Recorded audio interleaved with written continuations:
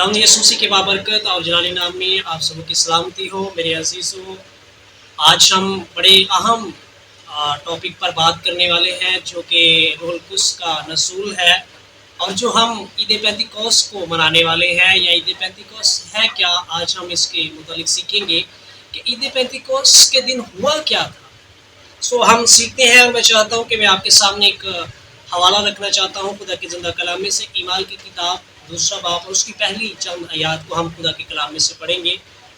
मैं आपके लिए पढ़ देता हूँ। खुदा के कलाम में लिखा है कि जब ईद पेंतिकोस्त का दिन आया तो वो सब एक जगह जमा थे कि यकायक आसमान से ऐसी आवाज़ आई जैसे जोर की आंधी का सन्नाटा होता है, और उससे सारा घर जहाँ वो बैठे थे गूंज गया, और उन्हें आग के शोला की सी फटती हुई जुबानें दिखाई दी, और उनमें से हर एक पर आ ठहरी, और वो सब रूहुल कुद्स से भर गए और गैर जुबानें बोलने लगे जिस तरह रूह ने उन्हें बोलने की ताकत बख्शी।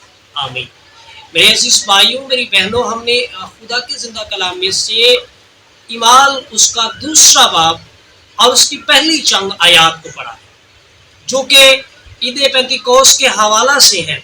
और इस दिन हुआ क्या था, ये क्यों ऐसा हुआ, क्योंकि इससे पहले जब हम देखते हैं तो यीशु मसीह जब आसमान पर उठाए जाने वाले थे तो उससे पहले उन्होंने अपने शागिर्दों से इस बात का वादा किया कि मेरा जाना तुम्हारे लिए फ़ायदेमंद है। और कैसे? क्योंकि जब मैं आसमान पर जाऊंगा तो तुम्हारे लिए एक मददगार भेजूंगा, यानी रूहुल कुद्स यानी रूह हक, जो तुम्हें मेरी गवाही देने के लिए तैयार करेगा। और जब हम ईमाल की किताब का पहला बाब और उसकी 8वीं आयत को देखते हैं, जब यीशु मसीह आसमान पर उठाए जाने वाले थे तो यीशु मसीह की जुबाने मुबारका से ये अल्फाज निकले कि रूहुल कुद्स, यूं लिखा है कि जब रूहुल कुद्स तुम पर नाजिल होगा तो तुम कुव्वत पाओगे, यानी जोर। और फिर क्या होगा कि इसके रूहुल कुद्स के आने से क्या होगा कि तुम मेरे गवाह होगे जमीन की इंतहा तक। और फिर जब हम देखते हैं यूहन्ना की अंजील के अंदर उसके 15वें बाब की 26वीं आयत के अंदर, तो वहां पर लिखा है, लेकिन जब मददगार आएगा जिसको मैं तुम्हारे पास बाप की तरफ से भेजूंगा, यानी रूह हक जो बाप से सादर होता है, तो वो मेरी गवाही देगा, और तुम भी मेरे गवाह होगे क्योंकि शुरू से मेरे साथ हो।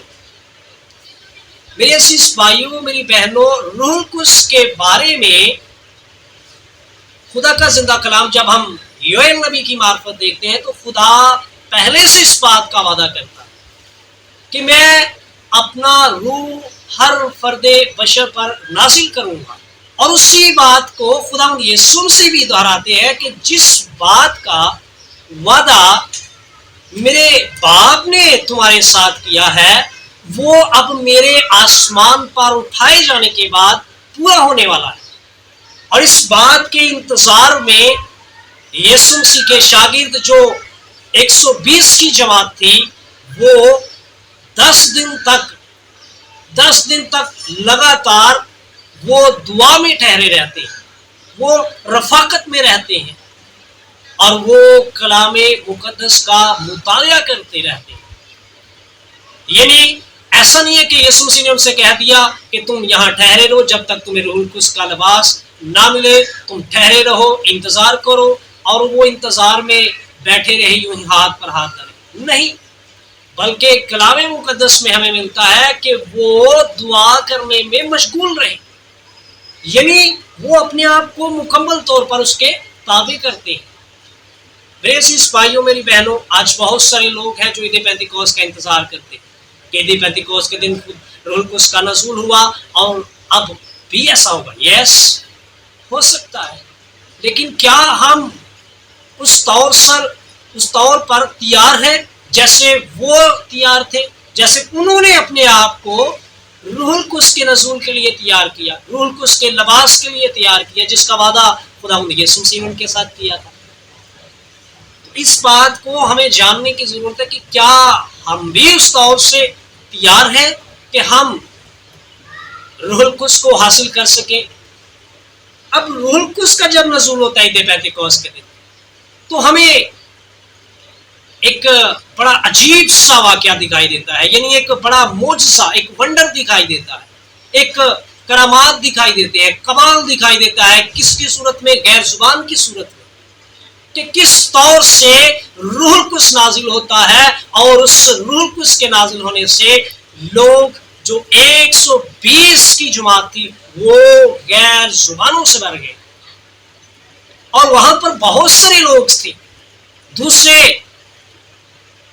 ممالک سے آئے ہوئے لوگ. اور جب روح القدس نازل ہوتا ہے تو ایک بڑا کام ہوا. وہ کیسے؟ کہ جب روح القدس کے وسیلہ سے وہ لوگ غیر زبانیں بولتے ہیں تو دوسرے لوگوں کو ایسے ہی لگتا ہے کہ جیسے یہ میری زبان بول رہا ہے، جیسے میری زبان بول رہا ہے. تو میرے عزیز بھائیوں، میری بہنوں، ہمیں اسے حاصل کرنے کے لیے بڑا وفادار ہونے کی ضرورت ہے. اور پھر میں یہاں پر بتاتا چلا جاؤں کہ کچھ لوگوں کا فوکس صرف اور صرف غیر زبان پر ہے. وہ اس عید پینتیکوست کو صرف غیر زبان کے تعلق سے جانتے ہیں اور وہ اسی پر فوکس کرتے ہیں. ہمارے یہاں پر بہت سارے لوگ جن کا صرف اور صرف فوکس غیر زبان پر ہے. میرا ہرگز یہ مطلب نہیں کسی کو غیر زبان بولنے سے منع کرنا، نہیں، بلکہ کچھ لوگ اس بات کو شاید روح القدس مانتے ہیں صرف غیر زبان کو، جبکہ ایسا ہرگز نہیں ہے. یہ ایک روح القدس کی نعمت ہے جو غیر زبان کی صورت میں اس دن ظاہر ہوئی، اور یہ ان لوگوں کے لیے ایک نشان تھا جو غیر قوم کے لوگ تھے. آج شاید اسی بات پر ہر کوئی فوکس کیے ہوئے ہے کہ سب کچھ روح القدس جو ہے وہ صرف اور صرف غیر زبان، جبکہ کلام ہمیں یہ نہیں بتاتا، بلکہ غیر زبان سے بھی کچھ بڑھ کر اس دن ہوا تھا جو لوگ اس کو شاید انڈر اسٹیمیٹ کرتے ہیں، یعنی اس کو بیان نہیں کرتے. اور وہ ایک بہت بڑا کام تھا جو غیر زبانوں کے ساتھ اور ایک بڑا کام ہوا. وہ یہ تھا کہ خدا بند یسوع مسیح کے شاگردوں میں سے ایک جس کا نام پترس تھا، وہ بڑی دلیری کے ساتھ کھڑا ہوتا ہے اور خداوند یسوع مسیح کی گواہی دیتا ہے. یہ ایک بڑا کام تھا. اس سے پہلے وہ ڈرے ہوئے تھے، وہ گھبرائے ہوئے تھے، لیکن جب روح القدس ان کی زندگی میں آتا ہے تو روح القدس نے ان کو کلام کی سمجھ بخشی. تو وہ جب سمجھ بخشی تو وہ ایک بڑا نیا کام یہ تھا کہ پترس ان یہودیوں کے سامنے جن سے وہ ڈر رہے تھے، پہلے ڈرتے تھے، اب انہی کے سامنے روح القدس کی قوت میں، دلیری میں گواہی دیتا ہے کہ یسوع مسیح جس کو تم نے مار دیا، ہمارے خداوند نے اسے تیسرے دن مردوں میں سے زندہ کیا. یہ ایک بڑا کام تھا جو عید پینتیکوست کے دن ہوا، جسے لوگ شاید نہیں جانتے، کیونکہ لوگوں کا فوکس ایک ہی بات پر ہے.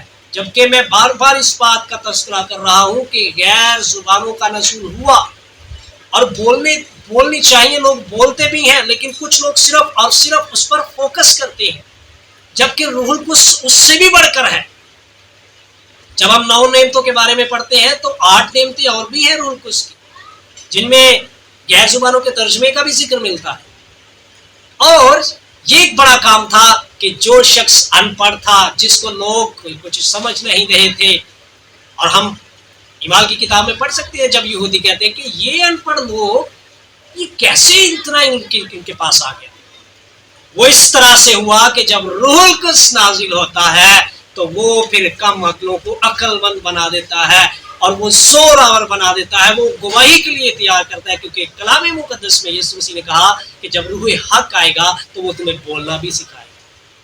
یہی وہ ایک بڑا کام تھا روح القدس کے نزول کا کہ انہیں بولنے کی توفیق بخشی گئی. وہ دلیری سے کھڑا ہوتا ہے اور کلام کرتا ہے، ان کو کہتا ہے کہ تم جو سوچ رہے نا کہ یہ نشے میں ہے، یہ نشے میں نہیں ہے. یہ تو وہ بات پوری ہوئی جو یوئیل نبی کی معرفت خدا نے کلام کیا تھا کہ میں اپنا روح ہر ایک بشر پر نازل کروں. آج وہ کلام، آج وہ بات پوری ہو گئی ہے. میرے عزیز بھائیوں میری بہنوں، روح القدس کا نزول جب ہوتا ہے، جب روح القدس زندگی میں آتا ہے تو ہماری زندگی کے اندر قوت آ جاتی ہے، دلیری آ جاتی ہے کہ ہم دلیری سے اس کی گواہی دے سکیں۔ روح القدس آیا ہی اس لیے کہ ہم اس کی گواہی دیں، کیونکہ اس نے کہا کہ وہ جب روح القدس آئے گا تو تم میرے گواہ ہوگے، تم میری گواہی کے لیے تیار ہوگے۔ اسی لیے جب روح القدس نازل ہوتا ہے تو پطرس گواہی دیتا ہے خداوند یسوع مسیح، جو ان پڑھ ہے، جس کے پاس شاید اتنا علم نہیں تھا، لیکن روح القدس نے اس کو سمجھ بخشی، اور وہ سمجھ جو روح القدس کی دی ہوئی تھی وہ دلیری سے اب خداوند یسوع مسیح کی گواہی دیتا ہے۔ میرے عزیز بھائیوں میری بہنوں، جب یہ واقعہ عید پینتیکوست کا دن ہوا تو وہ جب پطرس کلام مقدس کو دلیری سے پیش کرتا ہے، گواہی دیتا ہے، تو پہلے ہی واعظ کے اندر ایک بڑا معجزہ ہوتا ہے۔ 3000 لوگ یسوع مسیح کو اپنا شخصی نجات دہندہ قبول کرتے ہیں۔ یہ ایک بڑا کرشمہ ہے روح القدس کے نازل ہونے۔